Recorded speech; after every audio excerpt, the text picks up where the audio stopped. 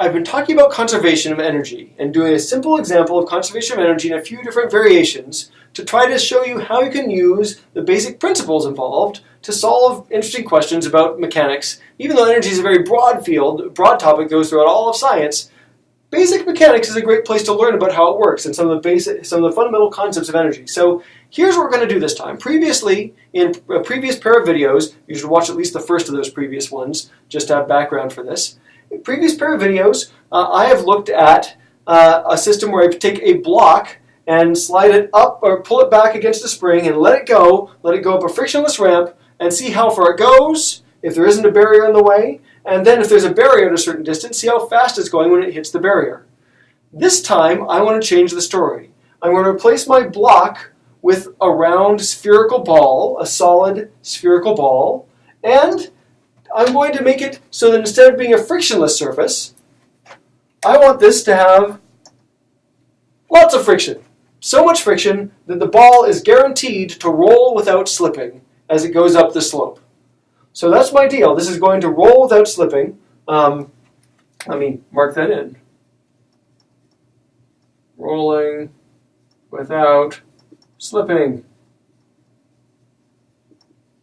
is our new criterion along the ramp. And I've stuck out way far over there. Hopefully it won't come back to bite me. So that's my plan. That's the only change, though. I want to ask these same two questions. If I pull my ball backward 5 centimeters from the natural length of the spring, and then let it go. First, I want to know how high up would it go on its own if it could go as far as its energy took it. And second, I want to know how fast it would be going when it hit a barrier 1.1 meters away. So those are my questions. And to answer those questions, I need to do the same thing I did before. I need to go through and talk about the forms of energy that are relevant to the problem. And just as before, I've got this convenient little checklist that I sometimes use that forms of energy checklist that I use to keep track of what forms of energy might be relevant in a problem. And so I can go through and I can say, well, the ball's speed certainly changes, so I want to keep track of that. That's my K initial. That's an initial, really it is, Ki. And any object whose rotation changes, the ball's rotation changes. That's actually important. So U rotational initial. Different sources use different notation for rotational energy. Some will use K rotational because it's rotational kinetic energy. I'm using U rotational because I'm thinking of this as a form of internal energy to my system. K I'm thinking of as the center of mass motion. U rotational I'm thinking of as rotational energy of my system. So I use capital U to denote a form of internal energy. You can use whatever symbol sounds good to you. I mean, it's just names. A rose by any other name would conserve energy just as well. So, okay, we've got this. No temperature changes, no melting, no fuel being burned. Object whose height changes. We are including the Earth in our system, so we can say V gravitational initial. And our spring changes its length, V spring initial.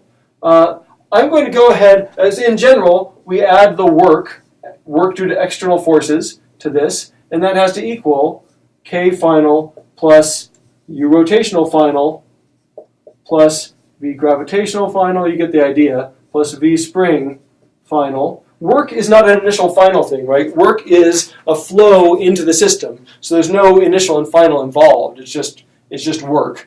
So it's initial plus work equals final. So we've got this, and I can go through, as I did before, and write down the equations for each one of these things. K initial, that's 1/2 times the mass times the initial speed squared, plus U rotational. This time, this is a new term, but we've seen it in class. You've seen it in your reading. It's 1/2 times the momentum inertia of the ball times omega initial squared. It's angular velocity squared. V gravitational is mg z initial. V spring is 1/2 m, or not m, 1/2 times the spring constant, 1/2 K spring delta x initial squared plus work equals, same list of terms, right? 1/2 m V final squared plus 1/2 I omega final squared plus m G Z final plus 1/2 K spring delta X final squared. There we go. That's our whole conservation of energy thing that we need to keep track of. It's a lot of terms. Energy has a lot of forms. It's not nearly as simple as momentum. It's just, oh, it's momentum, it's moving. Energy, there are lots of forms to keep track of. But we can keep track of them. We've got a checklist. We can do this. And we can go through. We know our initial speed was 0. And we chose z equals 0 to be at our initial height. I'm going to go ahead and take as given the step 3 external forces. I guess the only thing to comment on here is we talked about the normal force giving no work. We talked about the wall holding the spring doing no work. The only other thing to say here about work and external forces is that the force of friction, which keeps the ball rolling without slipping, the force of friction acts on the non-slipping atoms, particles, and if they're not slipping, their dr equals 0 if they're not slipping, right? They're not slipping along the ramp. That means those particular atoms that are touching the ramp aren't moving at all because the ramp's not moving and they're not moving compared to the ramp. So that means that there's no work done by that frictional force if you're not slipping. That's an important point. So if you're doing rolling without slipping, the frictional force also does no work on the system. It's a little non-intuitive, but it's there. So again, we can conclude that we are isolated as far as energy is concerned. Isolated, so work equals 0. So I'm just going to put that in here. Work is 0 up in that equation. And then other things along here, I know that my delta X final, my compression of the spring at the end is 0 because after the ball has left, the spring is not compressed anymore. So that's gone. Okay, so I've made some progress. The other thing I need to know to work with this is, as a step along the way, is step 4a maybe in the solve step. I need to know things about the rotation of the ball. I need to know, for example, that the moment of inertia of a sphere, a solid sphere, uniform solid sphere to be specific, is 2/5 times the mass of the sphere times its radius squared, 2/5 mr squared. I also need to know the rolling without slipping relationship between velocity and angular velocity, or rather speed and angular speed. And that tells me that the angular speed, magnitude of omega, if you're rolling without slipping, is always the speed divided by the radius. And again, this is only true for rolling without slipping.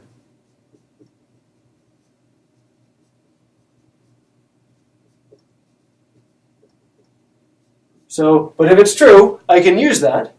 And so I've got that term, omega is v over r. That's a relationship for rolling without slipping. So then, when I have 1/2 I omega squared, that term is always going to take the form, 1/2 I omega squared is always going to take the form 1/2 times 2/5 mr squared times omega squared is speed v over r squared. And one of the things that's fun about this is that for rotating systems that are rolling out slipping, you always get this pattern where the r squareds just cancel. That's an r squared in the denominator, r squared over there, and what you get ends up being something that looks an awful lot like an ordinary kinetic energy term. It's just a different prefactor. 1/2 times whatever that number is times mv squared. So looks like that's going to be 1/5 m times v squared is my rotational energy term. Again, we've just used algebra. It had to be a separate term up here because it's a separate form of energy when this is center of mass kinetic energy. But when we work this out, we get 1/5 mv squared. That's what it'll look like. It'll always lump together with the 1/2 mv squared terms. In particular, because of this relationship that omega and v are related by the radius, I know that if V initial is 0, omega initial is also 0. That's handy. So what are we left with? I guess I've got this equation that's going to say, let me copy this down. So now, for real, for solve, what's left in my equation? What's not 0? Well, I've got 1/2 k spring L squared, because my initial delta x is L, distance L, 5 centimeters. That has to equal 1/2 m v final squared plus 1/5 m v final squared. That's bringing this term down, plugging it in for that final term, plus mg, and then m magnitude of g, make sure I keep my notation consistent, m times magnitude of g times z final. Z final is d sine theta. So I'll put that in. mg d sine theta. That's my equation I'm going to use. And actually, for both questions, I'm going to use this same basic equation. I guess I can even simplify that right-hand side, can't I? This is 1/2 plus 1/5 is 5/10 plus 2/10, 7/10. 7/10 m v final squared plus m magnitude of g d sine theta. So, okay, I've got an equation I can use to solve, and now I can ask these questions. So the first thing to notice is this. For the first question, how far up would it go? Well, if it started here, started the same, I've got this. If I'm saying how far would it go, that's still a v final equals 0 question. Notice, if v final equals 0, this term goes away.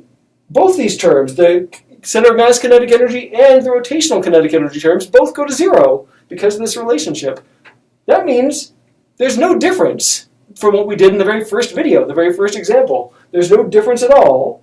We're going to get, for this question, we're going to get the same answer that D equals, let me just put it up here so we can see it, k spring L squared divided by 2 mg sine of theta. Again, exactly the same expression we had before. As long as the mass is the same as it was before, it's exactly the same story. So all that matters here is that, so that even goes away. In this case, it didn't matter that it was a ball. And that seems weird at first. Why didn't that matter? We had a whole extra form of energy here. Why didn't it matter? Well, the idea to think about is that when the ball goes up the ramp, or the block slides up the ramp, each one of them was given some initial energy from the spring, and each one turns all that energy eventually into potential energy, gravitational potential energy in the end. And so the fact that you get the same place, it's just saying, well, yeah, the energy transformations in the middle were different. The ball transformed some of that energy. Instead of being in pure center of mass kinetic energy, it transferred some of it into rotational energy. But that rotational energy was still a source of energy to pull that thing up the slope. You know, you've got something rotating, it's going to pull you up the slope as it rotates. So that actually feels okay to me once I stop and think about it. That yeah, there was a different energy transformation in the middle. But the overall story was in both cases was all spring potential energy to begin with, all gravitational potential energy to end, and the intermediate was different. Conservation of energy doesn't have anything to tell you, directly at least, about how long it takes to get from the initial to the final situation. And here, we would wind up finding that, yeah, it would take a different amount of time. There would be because the transformations were different, it would take a different amount of time to get up there, but it would still get you there to the same place in the end. So that's kind of cool. But what about this other case? If there is a barrier 1.1 meters away, what's going to happen there? In that case, if I'm looking for the barrier, if there's a barrier 1.1 meters away and my unknown is V final over there, then this is going to look an awful lot like it did before, isn't it? The only difference, I'm going to get that by itself on one side. I'm going to say that 1/2 k spring L squared minus m magnitude of g d sine theta equals 7/10 m v final squared. That's exactly what I had before, except it was a 1/2 mv final squared. So the only difference is that prefactor. The only difference at all. In fact, I could even write this as 7/5 times 1/2 m v final squared. So you can go through the same calculations we did before. You can solve for that. Maybe I can squeeze one more little line down here rather than, oh, who am I kidding? I'll just erase stuff up here. I'm done with this now. Let me just put this up here and write down what I come up with. I'll find, if I'm solving for v final, if that's my unknown, then I can do the same stuff I did before, the same way I solved this previously. I can say that v final squared is going to be equal to, and multiply by 10 over 7, I guess. 10 over 7 times 1/2, oh goodness, yeah. I'll get 5/7 k spring over m times L squared minus 10/7 m magnitude of G d sine theta. I've got that. That's my story. That's the equation I come up with, and it's just 5/7 times what I had before. That's the only difference. Is 5/7 times what I had the previous time. So I guess that tells me then that this tells me that v final, the magnitude of v final, is going to be the square root of 5/7 times. I'm going to factor it out. Let me put in my things. K spring is 150 kilograms per second squared divided by mass of 0.10 kilograms times 0.05 meters squared minus, and I factored out the 5/7, minus 2 times 0. I canceled out the m. Canceled out the m, didn't I? Yes, I canceled when I divided. When I divide by m, I'm supposed to cancel out the m over here. Yep, 2 times 9.8 meters per second squared times 1.1 meters times the sine of 7 degrees, all under a big square root sign. The units work out the same way they did the last time I did one of these. It'll work out to be meters squared per second squared under the square root, because these kilograms cancel. And that leaves me with meters per second as my overall thing. And really, the thing in parentheses is the same as it was before. This comes out to be the square root of 5/7 times my 1.06 meters per second that I got last time, which, if I work it out, square root of 5/7 times that, I get 0.90 meters per second as my answer for how fast it goes. Last time, for comparison, the previous answer that we got was about that 1.06 meters per second. So we're going a bit slower. The block is moving slower. It doesn't have as much center of mass kinetic energy, which makes sense because some of its energy is energy of rotation still. So, of course we're moving slower because some of the energy is in the rotation of the block. Fine. But we're still going. We still have just as much energy as we did the previous time we hit this block, hit this barrier. That's the way I'd solve this problem. And again, you can see it's really similar to what we had before. The only difference is just what list of energy forms I had. And then I had to use this thing about moment of inertia of my object. I had to use the fact that it was a uniform solid sphere and this rolling out slipping condition. And using those two, I was able to solve the problem. Almost any energy problem can be solved this way. You want to talk about what your system is, be careful. You want to talk about forms of energy that are relevant, be careful, list them all, but you can have a checklist, you can do it. And then you just, think about external forces. Can you convince yourself that it's an isolated system as far as energy is concerned, work equals 0. And once you've done that, you can just solve the equations and be done with it. I like that a lot, and I hope it's useful to you to see how a problem like this can work.